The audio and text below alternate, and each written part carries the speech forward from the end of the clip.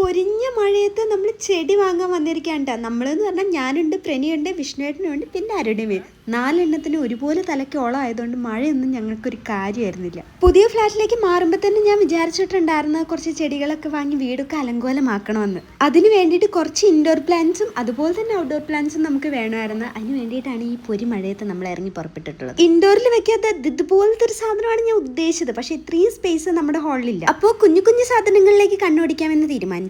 അങ്ങനെ ഒരുപാട് നേരത്തെ തിരച്ചിലിനൊടുവിൽ ഞങ്ങൾ എത്തിയത് ഈ ബുദ്ധന്റെ തലയിലിരിക്കുന്ന ഈ സാധനത്തിലാണ്. കൂട്ടത്തിൽ ഈ തുളസിയും എടുത്തു. എൻ്റെ ഈ കയ്യിലിരിക്കുന്നത് അരുണിമയുടെ കേട്ടോ. അരുണിമയുടെ ആ കയ്യിലിരിക്കുന്നതാണ് എൻ്റെ തുളസി. പിന്നെ ഞങ്ങൾ എന്തൊക്കെയോ കോമഡിയൊക്കെ പറഞ്ഞ് ചിരിക്കുന്നുണ്ട്. എന്തിനാണെന്ന് എനിക്ക് ഓർമ്മയില്ല.